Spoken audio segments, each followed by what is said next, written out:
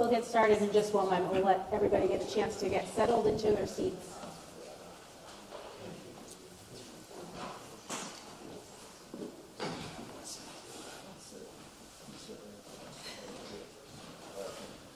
Brian, are you good on your side? Thank you, everyone, for joining us who's here together. I absolutely love being in front of the fireplace. I wish we could have a crackling, roaring fire going, but libraries and books and fires probably don't go super well together, so we won't do that, but we still get the cozy atmosphere of this beautiful building that we're in. We also have the broadcast available for those of you who are watching on video now and later. We appreciate you joining us. We are not able to get questions from the online broadcast. So if there's anything that we miss here today that it spurs another question for you that isn't asked in the room, please always feel free to reach out and we'll get back to you about that. But thank you for being here, and we're going to do this the same way we always do. This is about questions that you have. Mayor Concannon will open with a very quick welcome, and then we're here to take your comments, questions, ideas, and suggestions. I'm going to have you kind of raise your hand and come over with a microphone. I know we can hear you without a microphone, but not everybody on the broadcast can. And so we want to make sure that everybody who wants to watch this now and later is able to do that. So I will ask you to just ask your question in the microphone. I think any questions before we get started? We'll do our thing. It's over to you. Thank you, Samantha. Can you guys hear me okay? So thank you very much for being here. Thank you to the library for allowing us to use this beautiful space. It really is glorious. I too wish there was a fire, but I know we can't do that. I was going to wear my cardigan sweater, but I'm not really a sweater guy. So anyway, I do appreciate... Anne-Marie, you're going to have to get on that. Yeah, I do appreciate you being here. I know it's kind of a gloomy night, so you took the time to come out and ask some questions. I do appreciate that. A couple of members of the City Council are here. A couple school committee members, a couple of candidates for office, which is great to see. Thank you very much for being here. As Samantha said, this is an opportunity for members of the public to ask questions, make comments, not throw things, but make comments.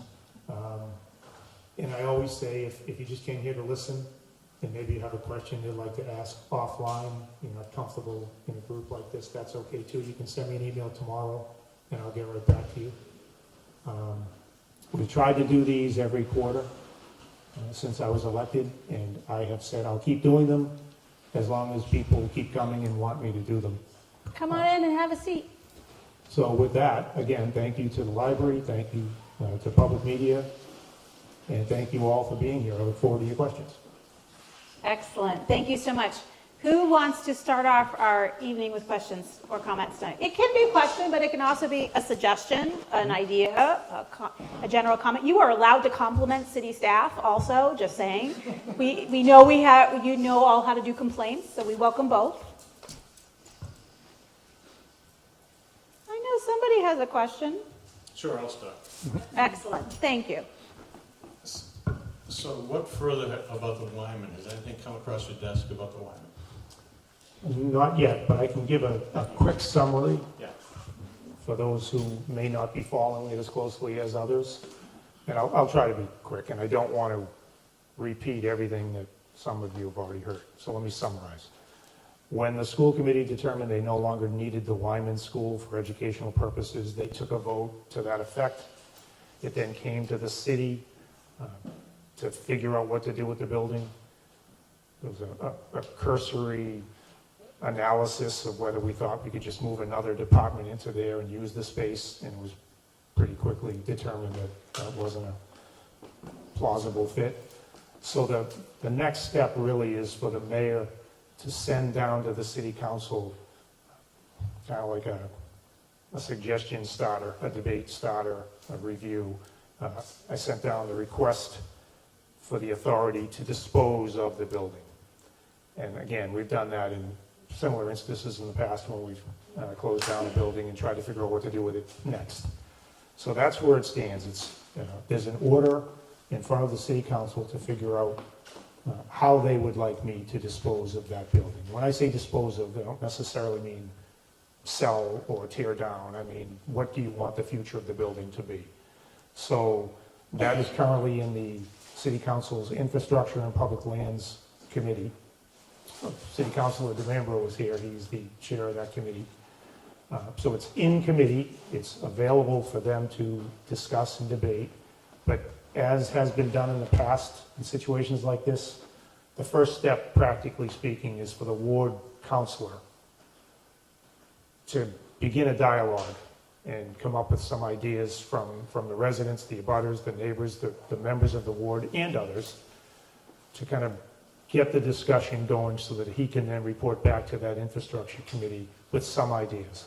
Ultimately, the city council will make a recommendation to me what they'd like to see happen to that building and those grounds. I can tell you that I've attended maybe 3 or 4 community meetings, neighborhood meetings on this topic. They've been packed. There's been 100 plus people. There are a whole lot of ideas on what people would like to see happen to that building. Those ideas have not been distilled down yet to a hard recommendation. There's discussion right now that as part of the idea soliciting process, maybe the city do an RFP, a request for proposals, to see if there's some ideas out there that might be a good fit for the opportunity. So I know they're working on that now. Joe Demers, who's the ward councilor in Ward 4, is taking the lead. He's run several meetings, he's gathering input. And I think that when he gets to a point where he's comfortable with some sort of recommendation to the Committee on Infrastructure and Public Lands, then the next steps will happen. So it's kind of a long answer, but that's where we stand right now. Okay? Is that zone for business, or could a business buy that, use the building? There are businesses in the area. I think that side of the street may allow a business, but right now, the city, we just went through a process where there was a proposal for an overlay district in that area. The city council has the right to change the zoning depending on what they think would be a better fit. I don't want to get ahead of it because they are still in the information and idea gathering process, and I'm trying not to steer them in any direction. I've heard suggestions ranging from open space to using it for some cultural or historic or museum type purpose. I've heard some sort of residential component, whether it was assisted living or condos or something. Those are all on the table. I haven't heard any ideas yet from anyone in the neighborhood meetings in terms of a business proposal. Yeah. Mr. Mayor, is there any update from the city on the ADU law from the state? Is the city going to tighten up their guidelines, or is it going to be? I'm hearing all kinds of things that you don't need any variances. Anything under 900 square feet can just go by right. You have to meet the building code. Has the city talked about that, or any updates on that? Yeah, so the city council did adopt an ordinance in line with the state's law. It's like any other ordinance, it's subject to further review and further amending based on our experience. I think right now there may be 1 or 2 ADUs in the works here in the city. But as of now, we are in line with the state's requirements. ADUs are allowed by right in districts in which single-family homes are allowed. There's another piece of the puzzle where perhaps a second ADU on a 2-family could be allowed by way of a special permit. But the short answer is our ordinance tracks the state's. And if there are things that we learn as we roll this out that we think need to be tweaked, the city council has the authority to revisit that and amend that ordinance, as long as it stays within the state guidelines. And just for those folks who are listening who might not recall what an ADU is, I don't want you to rehash the entire thing, but just 1 or 2 quick. Yeah, so they're accessory dwelling units. They're what a lot of people might call an in-law apartment. But the proposal contemplates attached or detached. They are allowed. So you could see a traditional in-law apartment in the basement, or you could see a standalone structure out in the backyard as another example of an ADU. Again, all these things have to comply with the law, and our ordinance does just that. Thank you. Other questions? Carol, did you have one? Yeah, I did. Just tangentially to the discussion of the castle, I also recall some discussion about having the traffic pattern changed in Central Square. And I'm kind of emotionally attached to that little park, and the pocket park, the triangular park. Just wondering what the status is and if there's any way we could preserve it and maybe do something different around it. So the idea to tweak or amend the traffic pattern was a component of the overlay district and underlying petition that failed in front of the city council. Oh, okay. I don't know of any other plans to do Because I anything don't there. want to cry in public. Yeah. As of now, as far as I know, there's nothing before the city council and or the building department to do any of that. Okay.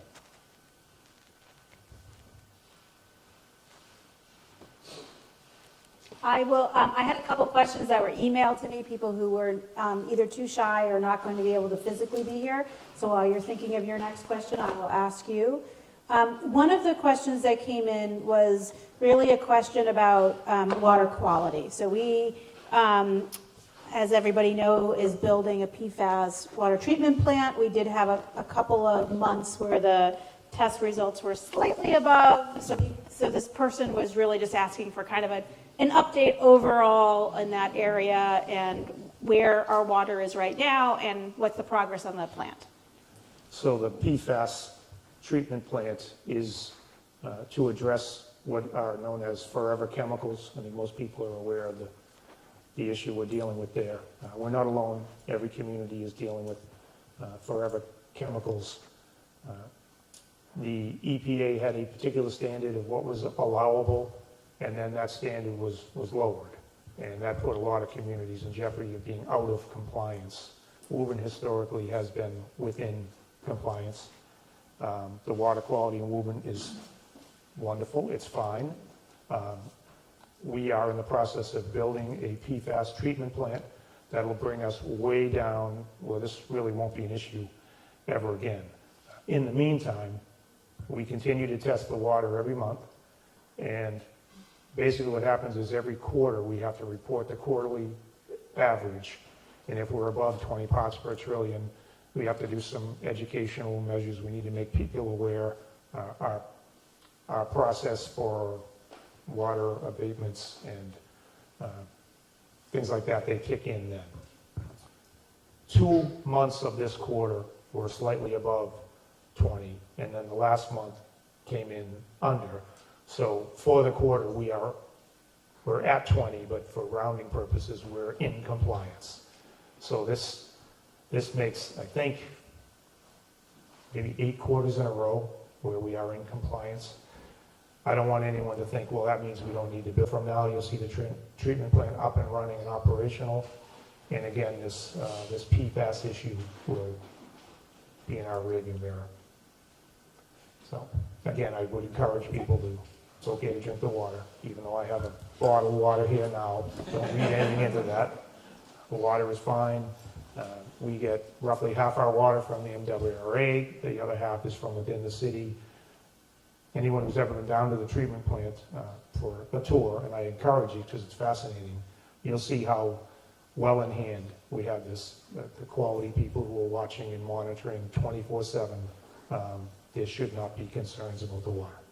Thank you. And for those who may be in a sensitive group and want to be extra cautious, we do have the water filling station at the senior center, which is free access. You can fill up with whatever jugs that you want to bring with you, and that is a different water source than ours, and it always tests very, very low for PFAS, often undetectable at all. So for those who want that extra caution, that is an option and remains one as well. I'm going to bring you the microphone if you don't mind, just so the folks on broadcast can hear you. Mayor, you mentioned the PFAS, and I'm wondering, does the city do any testing for water that filters through the school systems? You know, students bring water bottles to school, refill their water bottles. I'm wondering if the city does that. Yes, all that water is tested as well, and it's well in compliance. Thank you. Thank you. Hi. I would like to address the trash and the pollution that is everywhere in the city. Is anything being done to educate the children? Like, it's got to start somewhere. We go out to the parking lot out here, for example, and it's just people park out here at night and they drink and they just throw all the cans. People with construction material dump over in the library. I live at library. Park, and well, I do live in the park. I was going to say that's accurate. But the trash, and I do my best to pick up around the gazebo and everything, but it's just incredible, and I know it's not just here, but this is what I see when I walk my dog every day. I'll tell you that the cleanliness of the city is a top priority. We talk about it all the time. We strategize. We take action. People are familiar with the Q alert system, I think, the report a concern system. You go on the website and you punch in where there's an issue, and I can tell you, I read every one of them, and we talk about every one of them with the DPW and the police and the fire and everyone who's, affected by it. I'd like to be able to tell you that, starting tomorrow, you're not going to see any trash anywhere in the city of Woburn. It's not possible. I'm not going to make such a claim. I can tell you it's a priority. My humble opinion is that it isn't as bad as when people put out all sorts of trash bags along the road on trash day under the old system. I would see trash blowing around. There was no rhyme or reason to how secured any of those bags or barrels were. I actually think it's a little bit better along trash day, when people put their carts out. But I will also acknowledge that because of the changes to the trash program, it has caused some people to be less, I'm trying to think of a kind word, people who would just dump their stuff somewhere else because they don't want to take part in the process we have in place. All in all, I don't think it's worse than it was. I think it's a little bit better, like I say, on trash day. In terms of public spaces, the DPW does manage that, and every day they're going around dealing with trash barrels in areas where we know trash may accumulate. Certainly in our public spaces, our parks, etc. All I can tell you, it is a priority. We are working on it. We try to strategize different ways. We've talked about using different barrels that may have covers that make it more difficult to dump certain types of trash. We've talked about increasing trash barrels or changing the locations of where the barrels are to try to respond better. But I can't tell you that I've got a solution and there won't be any more trash. I'd be kidding you. I will just add that in addition to that, as we are with lots of things, and you're always open to programming ideas, and the community saying, hey, I'm going to run a workshop, I'm going to bring students together, we will help promote it, we will help communicate with our partners at the schools, we will do those things, but it's certainly not enough, and we see it all the time. I will also tell you that we are fortunate that we have a number of businesses who often reach out and want to do cleanup. Some of you might have seen a construction company in a neighboring town that came out and did a big cleanup around Horn Pond. We have City Councilor Viola with MWRA has done a cleanup scheduled at Shaker Glen Conservation Area. That's an area that can never be cleaned up often enough. As soon as we do it, we know there's more stuff there. So there are no easy answers for sure. But if people have an interest in doing cleanup and doing education, we will help support that the best way we can. And we do, to Samantha's point, we have a whole lot of groups who are adopting sections of the city and spending extra time out there cleaning it up. And we appreciate that because we do have finite resources and it helps when others will step up. and help out. And I glossed over your point about the education of the schools, I apologize. I don't know how much of that is in the curriculum. We have some school committee members here who can talk maybe afterwards about different ways of addressing that. But I know that, generally speaking, built into everything we do in the schools is the notion of being a good citizen and respecting your community. And, you know, all of those lessons, I think, are built into what we do. Could there be additional highlighted, you know, maybe around Conservation Day or something? Sure, I bet we could probably do that too. Yeah, there was a couple of, for those who don't know, the schools have a civic project that's part of the junior year. And they probably have more, but the junior year one is the one that I go see. They have exhibits, and usually there's dozens of projects that teams have put, and usually there's a couple of them at least that those students have come forward with ideas around cleanliness and environmental protection. And so I think certainly we know our young people care, and maybe we can find new ways to support them and help them spread the word within their own peers as well. And I do subscribe to the notion of, you know, the broken windows theory, where if you let something look bad for a while, it makes people think it's okay for it to look bad. So we do try to jump on these things as soon as we hear about them. So we're trying. I do take care of a lot of the areas. Yeah. And when I break things out, like from around the gazebo, they're right out there with barrels, something you pick it up. Yeah, and we appreciate that. And that happens around the city. We get calls all the time. Somebody did a little cleanup over the weekend, but can we just go take care of the pile? And we send them right out. Thanks. Hi. I wanted to ask about the parking lot behind Main Street. I believe it's Magazine Hill. Yes. What's going on there? Because I was recently there and it seemed sort of abandoned. Oh, no. And It's not abandoned. okay. And then the other thing was just about sort of the downtown parking management plan, and if you know there's work on it. I mean, I do think we have plenty of parking in the downtown, you know, particularly with that lot if it gets completed, and I just think it might be helpful for people to have signs and you know, stuff so that they can find it, because it's not always obvious where the lots are, particularly if you aren't from Woburn. Yep. So two pieces. We have a draft report on a parking management plan for downtown. We're sharing it with the WRA, Woburn Redevelopment Authority, Planning Board, City Council. It's in its presentation stage shortly.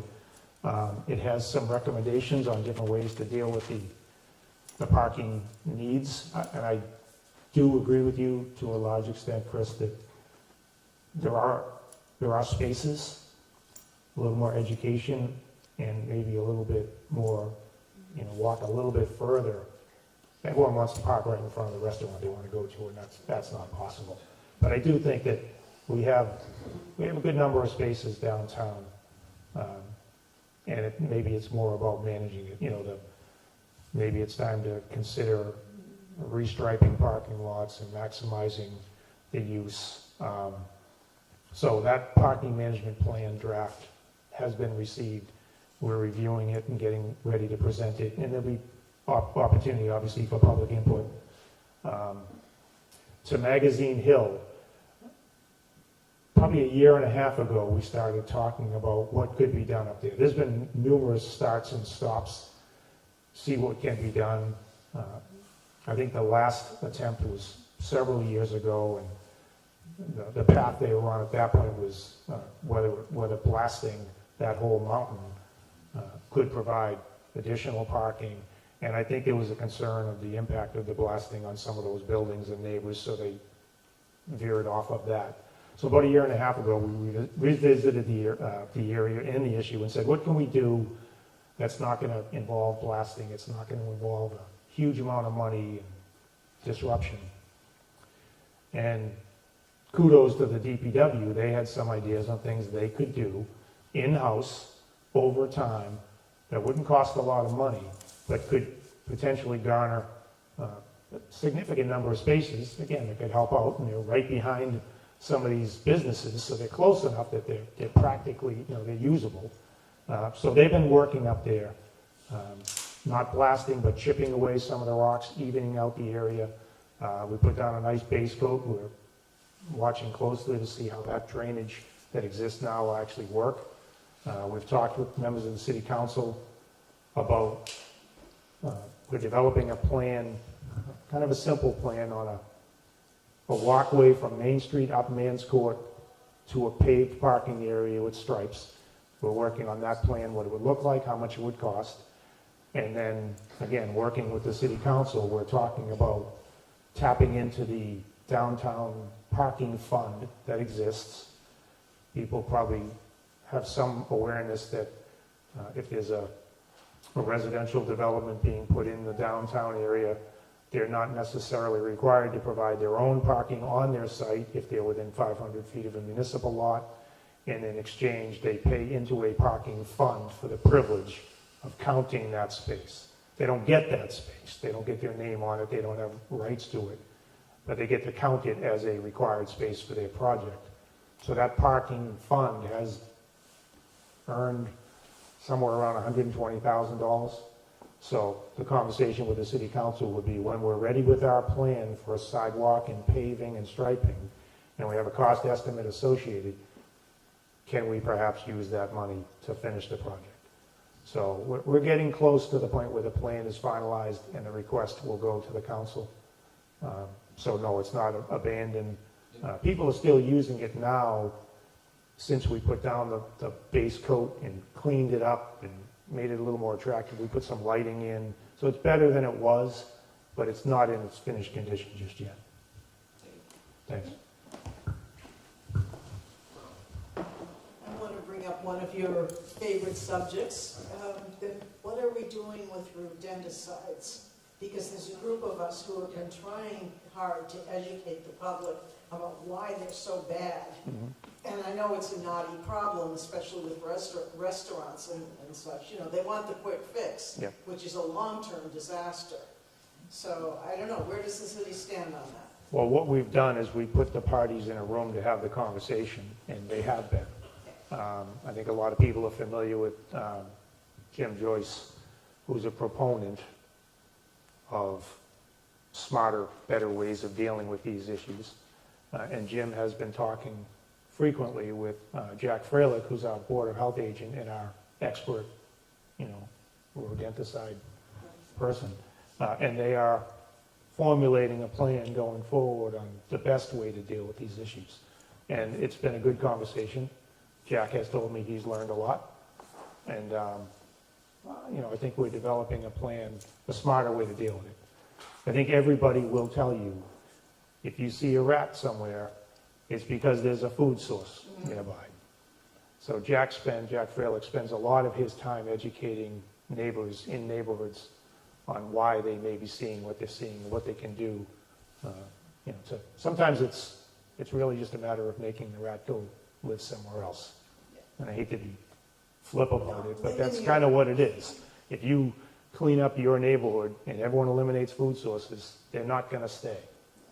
So I think that the conversations that the Board of Health, Jack and the board itself have been having with Jim and others who are really knees deep into the solutions, I think they've been productive.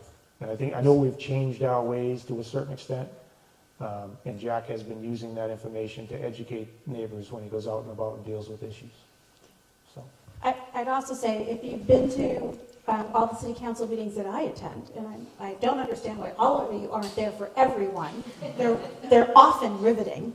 But one of the things is there's been a couple of recent developments that come up, and as they've been going through the conditions, one of the conditions is to use non-lethal rodent control as a first pass measure. Those buildings do have the option to go back to more traditional methods if what they're doing isn't working. But I see a new conversation happening in some of these new projects, and I think that's a sign of the education that Jim and Conservation and folks like yourself are doing to give people an opportunity to learn about it and at least try it. Come right to you, Rachel.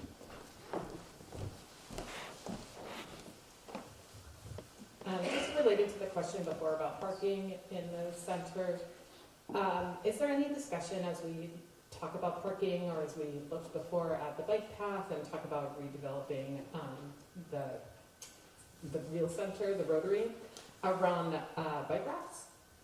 Bike Because- racks? Yeah, so I live north of the center and we ride into town a lot. We've talked a lot about how the center is not the best place for biking through. So if I ride to the center and want to ditch my bike at the beginning and walk to a restaurant, like you said, there's no place for me to put it. There's a bike rack here. We use that one often, but as my kids are more independent and getting into town and doing things, there aren't a lot of bike racks, and I think that talking about that would work really nicely with the parking plan and the other things happening in the center. And we can definitely incorporate that into the discussion. I know that there's a couple downtown, I know there's one in the new Pocket Park. But yeah, we can definitely, the WRA, the Woburn Redevelopment Authority, has begun to focus its efforts as of late in the downtown area, and they're becoming the stewards of downtown and the champions. They helped us with our planning department obtain some of the pedestrian signs you see, the parklet that we put out there, the Adirondack chairs, the beautification of downtown, as well as, things like bike racks that might make it a little more attractive to others to come. So we can definitely include more of that in the conversation. And to the other point, we're still on track with the state for a significant transformation of downtown. The traffic improvement program has on its list the City of Woburn's $20 million downtown traffic safety project. Things like bike lanes and accommodating all the modes of transportation are being discussed. I'll tell you that I think there are some geographic and topographic limitations in downtown Woburn as you go through, the canyon just north of, I was going to say Warren Parker, Busy Bend. It gets narrow and it's really hard to squeeze in all of those different options and not lose valuable parking. We're actually having this conversation right now with the state, trying to find a compromise where we get what we need and also try to accommodate all those different modes. So it's actively being discussed now. Correct me if I'm wrong, Mike, but the Woburn sign that's in the Pocket Park is supposed to be a bike rack. It is, yeah. Nobody would ever know that looking at it, but it is actually a bike rack. We're just learning something tonight. Yeah. You're welcome. Yeah, I think that's really helpful. I mean, at City Hall, there's not a bike rack that I'm aware of, so I sort of leave my bike in the bushes. Yeah. Yeah, we can definitely look into that. We can do a little better than leave your bike in the bushes. I'm confident. Mark? The plan you talk about, that's decade out for execution on it, right? Downtown? Yeah. No, it's on the Thanks. fiscal year 28, 29 radar screen, so it's not that far off. It's a few years out. Everyone's competing for these dollars, and every year you have to kind of make your case. We feel like we have a really strong case. Matter of fact, we were put onto the tip, the list of really important projects that need to be done by the state based on crash data that's mostly right out here at Wynn and Pleasant.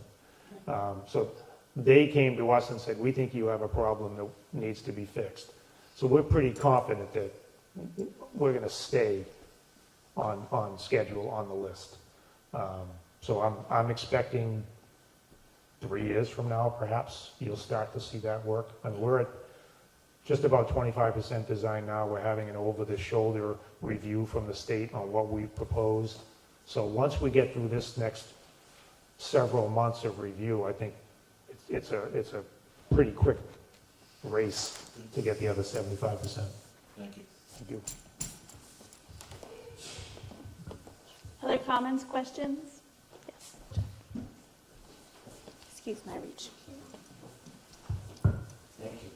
Mayor Concanon, I waited until everyone was done, but I'll, just maybe while we have the time, if you could announce the MVP grant we just got for the Herb Park, that so many at the City Hall team, Mystic River Watershed Association, State Rep Hagerty, Yep. And I know I'm missing so many that work so hard. Congresswoman Clark helped us with the other big chunk of the funding. So yeah, Pearl Park is fast becoming a reality, and he's too modest to say it, but Jeff has been spearheading this since before he was on the council, but certainly since he's been on the council and since he's been the president. It's roughly an $8 million project all in if we did everything we wanted to do from the get-go. And we got $2.9 million from the federal government from Congresswoman Clark's efforts. Just the other day, we were confirmed for $2.5 million for an MVP grant. There's other city funding that we've included, so we're getting close. I think what you're going to see it in two phases. Phase one is more of a traditional playground park out front on Bedford Road, and then phase two is more of the walking trail, rerouting of the brook, more of a resiliency project. You'll see phase one, and then we're working towards the final design on phase two. Again, it's the longer you wait to do something, the more it costs. So we feel confident that we've got the money to begin phase one, and we're still working to adjust the design and all the various funding sources for phase two to get as much of that as we can. And again, Jeff's a neighbor over there. He's been spearheading the efforts not only to help design, but also to make sure that the neighbors' voices are heard, and they're the ones that are going to have to live with it literally in their backyard. So we want to make sure it's something they want and they're comfortable with. And it kind of goes back to what I said about the Wyman school process. The Hurl School, when the school committee voted that they didn't need it to be a school anymore, those neighborhood conversations began.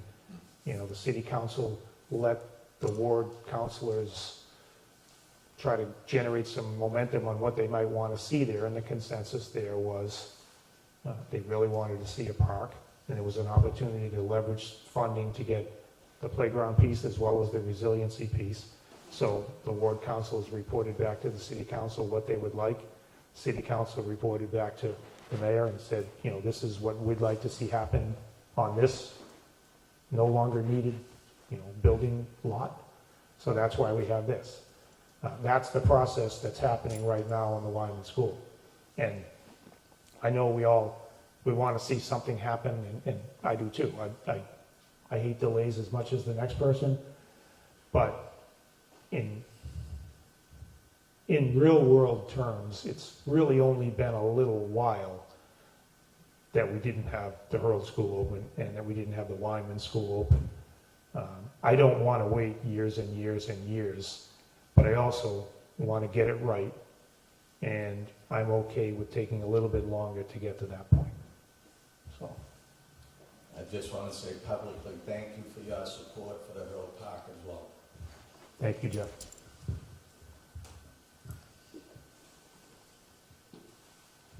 Yeah, I'm going to come all the way back here. Good evening. Sorry, I'm a few minutes late. I don't know if you already addressed the ADUs. Is Woburn participating in that? You did already talk about We did. We had a question on it, and yes, Woburn has adopted an ordinance that's in compliance with the state law, and I think we have a couple of them in process now. As I said, if as it starts to play out, we learn different things, the city council can certainly revisit and amend that ordinance. But right now, we have an ordinance on the books that can be followed and can lead to a permitted by right and perhaps even a permitted ADU here in Woburn. Awesome. Glad to hear that. Thank you. Mayor, just to follow up on the school building issue since it was mentioned, wondering where you stand on the proposals. You were at the presentation at the high school this past summer, but more importantly, you've visited our schools, so you have a more current perspective of where where our schools are. Yep. So I'm wondering where you stand on the different proposals. So I do visit every school in the city. I try to go every Friday to a different school, always joined by Superintendent Crowley, Most often, I'm joined by city councils and school committee members. Jesse is with us almost every time. So I do get to see up close and personal what's going on in our schools. Not just the condition of the building or the needs, but also the actual execution of, the learning and the teaching.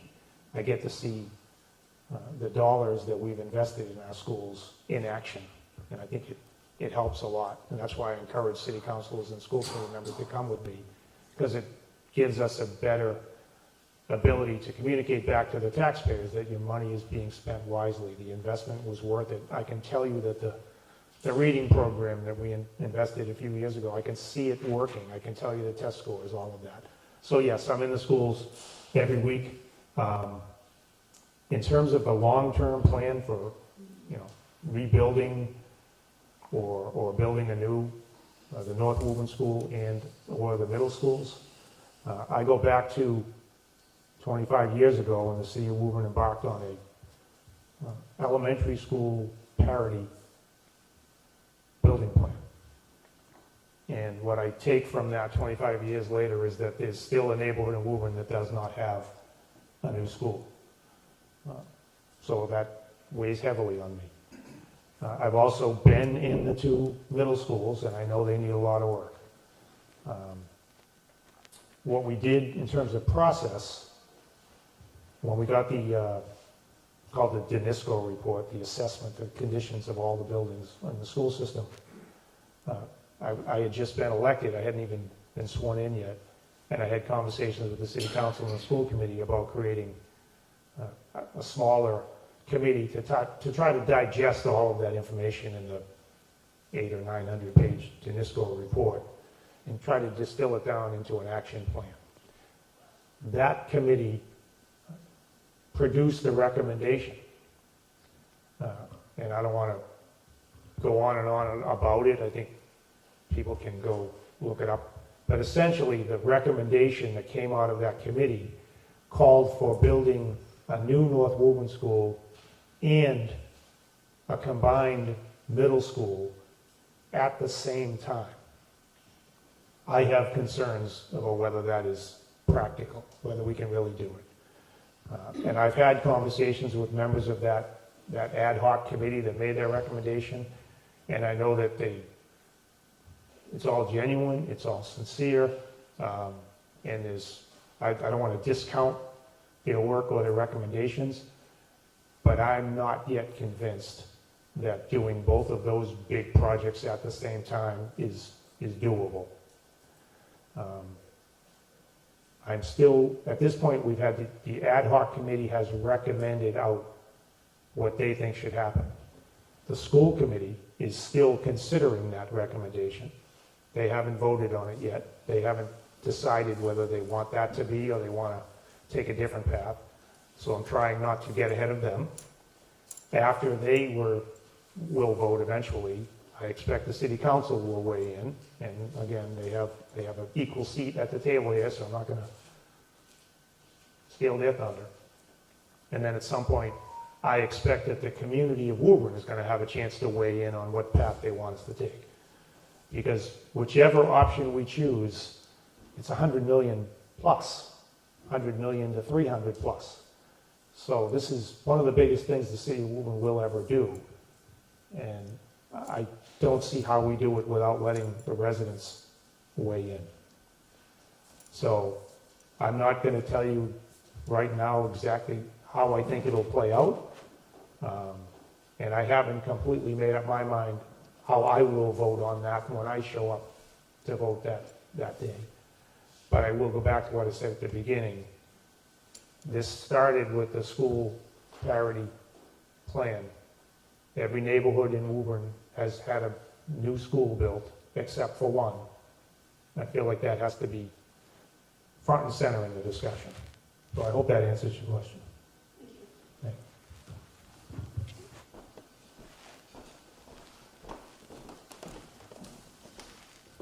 you. Mr. Mayor, I see that we've broken ground on the fire station in East Woburn. That's some questions regarding the one on the west side, Lexington and Willow. Maybe you could give us an update where that is at any timeline. Sure. So just to clarify, in East Woburn, Central Street near the Goodyear School, we have torn down the old Station 4, and we are about to go out to bid on the construction contract. So we broke it up into two pieces. We did the site, the demo and the site prep work, and now we're about to bid on the construction, which should be really soon. And we're talking maybe 14 months of construction. So to your point, yeah, that one is ready to go and, well underway. The second one, Station 5 on the west side. I'll tell you, we have a fire station building committee that meets roughly every couple of weeks, and we've been dealing with 4 and 5 for about probably a year plus. With 5, the first task was identifying where we can put it, because we know it can't go on the current location next to the YMCA. The one that's there couldn't even be built there now. So we can't use that site. And I'll back up a little bit. When we designed these stations and we sought the funding from the council, we had in mind not a cookie cutter, but a model station that we can use in different locations, so we don't have to keep reinventing the design wheel and adding hundreds of thousands of dollars to the project costs. So we designed a 3-bay station for the future. That couldn't even fit on any of Station 5's land. It would be spilling over into Lexington Street. So we knew we needed a new location. So one of the first tasks was identify places it could go. And as you can imagine, a lot of that is driven by the logistics of response time.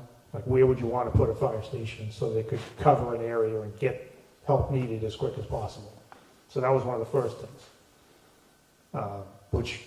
which led to a discussion about the possibility of using the Tarkey School site at the top of Russell Street.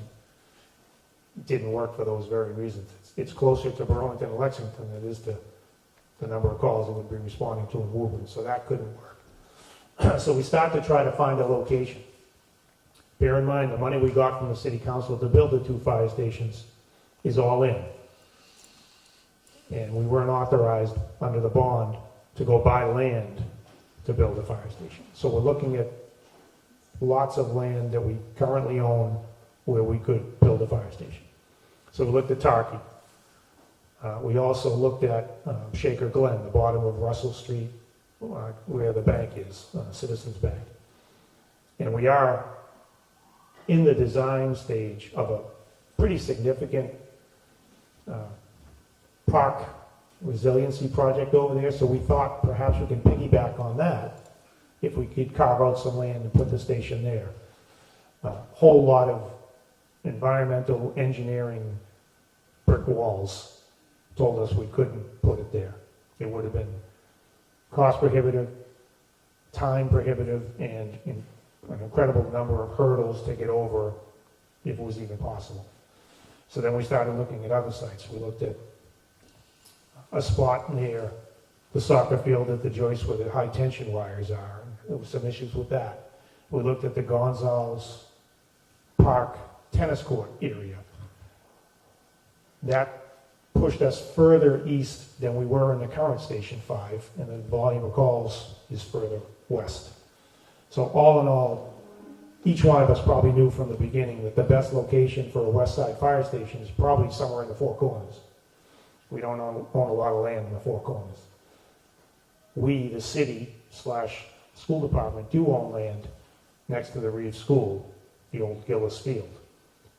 So we began to explore that possibility. And there were a lot of checks and reviews along the way. And each time we cleared a hurdle and said, yeah, that could work, and that could work, and that could work, it started to become a possibility. So now we're at the point where we have some very rough designs, we have some engineering information that we can now present to the Conservation Commission to see if they'll be comfortable with what we have in mind. Obviously, we have to talk, I shouldn't say obviously, I'll tell you, we have to talk to the school committee, because that land is still under the jurisdiction of the school department. There's city council approvals. So we're just beginning that process now. Long and short of it is we think we found a spot that could work for Station 5, and now we have to make the case. So, as a matter of fact, tomorrow night we have our first unveiling of the idea to the Conservation Commission, and then we hope to be in front of the school committee on October 14th to have a conversation with them about how this might work. So as of right now, that's our target location. Thank you.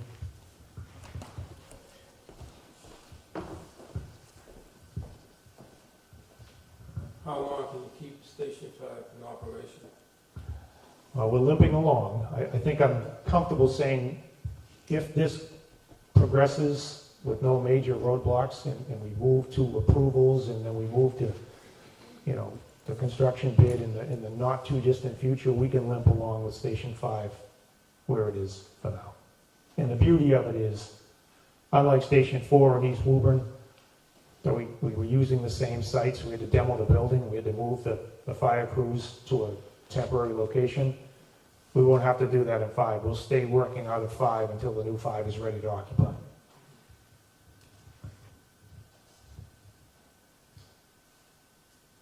Any last comments, questions? Yes. Talking about Woburn Fire, we have the best, and watching them from the park fighting the fire at Rag Rock, and it was scary. It was a very dry, windy day, and watching the smoke and watching the men and women of our fire department, it was really, they're very special. I agree. I agree. And I said it before I took office. I've interacted with almost every city department. I've been here my whole life. I always have a high opinion of the people who work for the city. It's even more so now because I get to see up close and personal everything they do. Everybody. Like, we deliver a tremendous product here in the city of Woburn. And we have so many people who go above and beyond all the time. They're committed to delivering that product and to do it in a nice way, in a friendly way. And even I have a higher opinion now than I did then. And I have a pretty high opinion then.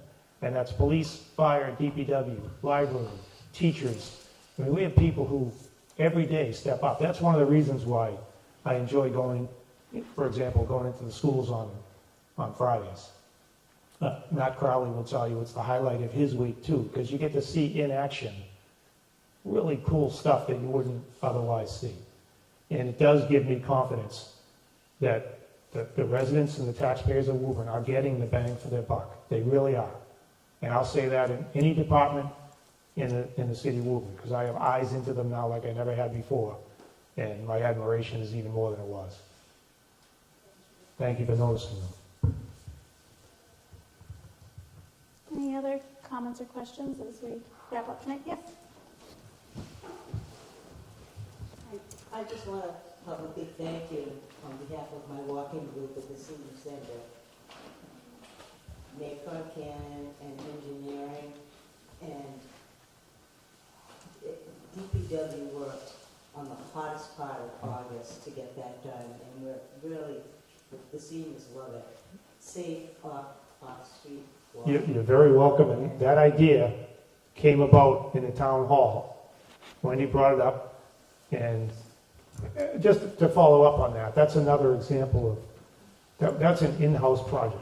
The DPW and our engineering department did that on straight time, during the hours you're paying them to do their job. If we had gone out to bid for a private contractor, it would have cost, 3 times whatever it cost us in-house. Perfect. And it was another example of, that was engineering, DPW, my office, but they embraced the project. This was for our people. This was for our seniors. Let's do it right. Let's make it nice. We didn't just go up one day and create a path where we thought you might want to walk. We asked you. Where do you want to walk? And we carved it out that way. And Marie, up at the senior center, helped us gather the input. And it was a relatively straightforward, easy project. I'm glad we were able to execute it the way we did. It didn't cost a lot of money, and it makes a lot of people happy. And again, it came about as a result of one of these town halls, so very happy we were able to do that. Thank you. Anything else? Going once. Going twice. You guys are like, wow. Look at that. 6:59. That was really impressive. We said an hour. You guys hungry? Everybody's waiting to get their dinner, right? Thank you all for being here. Mike, I don't know if you want to say anything in closing. I just want to say thank you all. I appreciate you being here. This causes me to want to do another one because there's enough people here who have an interest. And again, if there's something you're thinking about and you want to ask me and you don't want to do it in front of everybody, you can come in the office, you can give us a call, you can send me an email. We work for you. So thank you all very much. Thank you.